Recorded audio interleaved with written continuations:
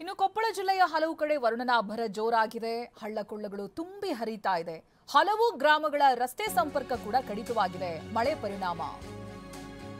ಕೊಪ್ಪಳ ಜಿಲ್ಲೆಯಲ್ಲಿ ಮಳೆ ಅವಾಂತರ ನೋಡಿ ಹಳ್ಳಕೊಳ್ಳಗಳು ತುಂಬಿ ಹರಿತಾ ಇದೆ. ಒಂದು ಗ್ರಾಮದಿಂದ ಮತ್ತೊಂದು ಗ್ರಾಮಕ್ಕೆ ಸಂಪರ್ಕವನ್ನು ಕಲ್ಪಿಸುವಂತ ರಸ್ತೆಗಳೇ ಕಟ್ಟಾಗಿದೆ, ಸಂಪರ್ಕ ಕಡಿತವಾಗಿದೆ.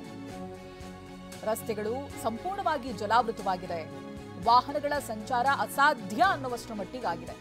ಹರಿಯೋ ನೀರಿನಲ್ಲೇ ಬೈಕ್ ತಳ್ಳುತ್ತಾ ದಡ ಸೇರ್ತಾ ಇದ್ದಾರೆ ಜನ. ಬಹದ್ದೂರ್ ಬಂಡಿ ಹೊಸಳ್ಳಿ ಗ್ರಾಮದ ಜನರ ಹರಸಾಹಸ ಇದು ನೋಡಿ. ಮನೆ ತಲುಪಬೇಕು ಅಂದ್ರೆ ಇಂಥ ಸಾಹಸಗಳು ಮಾಡಲೇಬೇಕಾದ ಅನಿವಾರ್ಯ ಅವ್ರಿಗೆ. ಅಷ್ಟರ ಮಟ್ಟಿಗೆ ರಸ್ತೆ ಜಲಾವೃತವಾಗಿದೆ. ಜಲಾವೃತ ಆಗಿರೋದು ಮಾತ್ರ ಅಲ್ಲ, ರಭಸವಾಗಿ ನೀರು ರಸ್ತೆ ಮೇಲೆ ಹರಿತಾ ಇದೆ. ಇದು ತುಂಬಾ ಡೇಂಜರ್. ನೀರಿನ ಸೆಳೆತ ಇರೋದ್ರಿಂದ ಬೈಕ್ ಸಮೇತವಾಗಿ ಕೊಚ್ಕೊಂಡು ಹೋಗಿರುವಂತಹ ಅದೆಷ್ಟೋ ಉದಾಹರಣೆಗಳಿದೆ. ಈ ನಡುವೆ ಸಾಹಸ ಮಾಡಿ ಬೈಕನ್ನು ತಳ್ಳಿಕೊಂಡು ಒಂದು ಬದಿಯಿಂದ ಮತ್ತೊಂದು ಕಡೆ ಹೋಗ್ತಾ ಇದ್ದಾರೆ ಜನ. ಹಳ್ಳ ಬಂದ್ಬಿಡುತ್ತೆ. ಯಾರಾದ್ರೂ ಹೋಗ್ಬೇಕಂದ್ರೆ ಪೂರ ಹಳ್ಳಕ್ಕೆ ಹೋಗ್ಬೇಕು.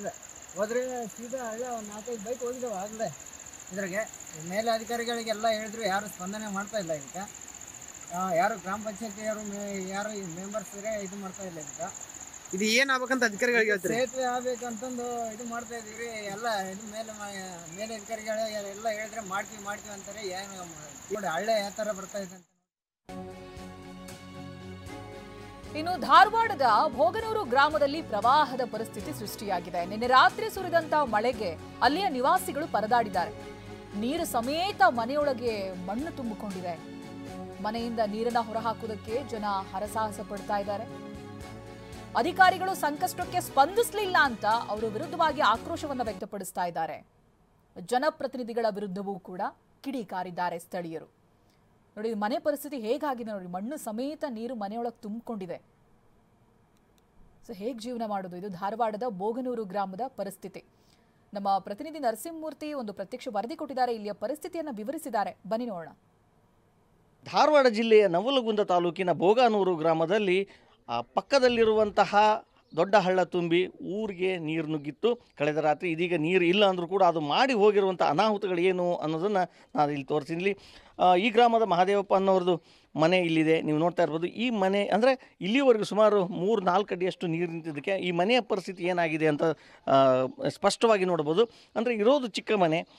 ಇಂತಹ ಮನೆಯಲ್ಲಿ ಇವೆಲ್ಲ ಈ ರೀತಿ ಮಣ್ಣು ಒಂದು ಕಡೆಗೆ ಉದುರಿ ಬಿದ್ದಿದ್ರೆ ಇನ್ನೊಂದು ಕಡೆಗೆ ಈ ಮನೆಯ ಗೋಡೆಯನ್ನು ನೀವು ನೋಡ್ಬೋದು. ಈ ಗೋಡೆಯನ್ನು ಅವರೇ ಮಹಾದೇವಪ್ಪ ಅವರೇ ತೋರಿಸ್ತಾ ಇದ್ದಾರೆ ಯಾವ ರೀತಿ ಅಂದರೆ ಈ ಮಳೆಯಿಂದ ಮತ್ತು ನೀರಿನಿಂದ ರಕ್ಷಣೆ ಪಡ್ಕೋಬೇಕು ಮತ್ತು ಆ ಇರುವಂತಹ ಗೋಡೆಯನ್ನು ಉಳಿಸಿಕೊಳ್ಳುವ ಒಂದು ನಿಟ್ಟಿನಲ್ಲಿ ಪ್ಲಾಸ್ಟಿಕ್ ಚೀಲವನ್ನು ಏನೋ ಹಾಕಿದ್ದಾರೆ. ಅದು ಎಷ್ಟರ ಮಟ್ಟಿಗೆ ಗಟ್ಟಿಯಾಗಿ ನಿಲ್ಲುತ್ತೆ ಅನ್ನೋದನ್ನು ನೀವು ನೋಡ್ಬೋದು. ಅದು ಸಾಧ್ಯವೂ ಇಲ್ಲ ಅಂತ ಹೇಳ್ಬೋದು. ಇಷ್ಟೊಂದು ನೀರು ಅಂದರೆ ನೀರು ಸಹಜವಾಗಿ ಬಂದಾಗ ಈ ಒಂದು ಮಣ್ಣಿನ ಗೋಡೆಗೆ ಬಂದು ನಿಂತರೆ ಈ ಮಣ್ಣಿನ ಗೋಡೆ ಕುಸಿಯೋದು ಸಹಜ. ಇದು ಕೇವಲ ಇವರೊಬ್ಬರ ಮನೆ ಅಲ್ಲ, ಇಂಥ ಹಲವಾರು ಮನೆಗಳು ಈ ಒಂದು ಗ್ರಾಮದಲ್ಲಿವೆ. ಅಂದರೆ ಯಾವಾಗ ಬೀಳುತ್ತೋ ಅನ್ನೋದು ಗೊತ್ತಾಗೋದಿಲ್ಲ. ಆದರೂ ಕೂಡ ಇದರಲ್ಲೇ ಬದುಕಬೇಕು. ಯಾಕಂದರೆ ಈ ಮನೆಯನ್ನು ಬಿಟ್ಟರೆ ಅವ್ರಿಗೆ ಬೇರೆ ಕಡೆಗೆ ಇರೋಕ್ಕೆ ಅವಕಾಶವೇ ಇಲ್ಲ. ಈ ನೆಲೆಯಲ್ಲಿ ಸಾಕಷ್ಟು ಸಮಸ್ಯೆಯಿಂದ ಅವರೆಲ್ಲ ಬಳಲ್ತಾ ಇದ್ದಾರೆ.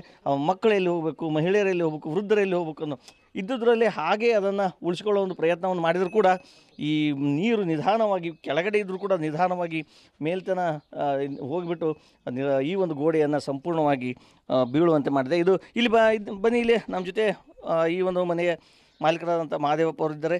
ಏನು ಯಾವಾಗ ಆಯ್ತು ಇದು ಇಷ್ಟೆಲ್ಲ ಏನು ಕಷ್ಟ ಆಗಿದೆ ನಿಮಗೀಗ? ಸರ್ ಸುಮಾರು ಮೊನ್ನೆ ಮಳೆ ಅದರಿಂದ 3 ದಿನದಿಂದ ಸತತ ಮಳೆ ಕಾಟದಿಂದ ಸರ್ ಮಳೆ ಬಂದು ನೀರು ಹೊಕ್ಕು ಈ ಸರ ಗೋಡೆ ತಂಪೇರಿ ಸರ್. ತಂಪೇರಿ ಅದು ತಂಪು ಹೆಚ್ಚಿನ ಪ್ರಮಾಣದಾಗಿ ಗೋಡೆ ಕುಸಿತು ಈ ನಮ್ಮನೆ ಪ್ರಮಾಣ ಸರ್.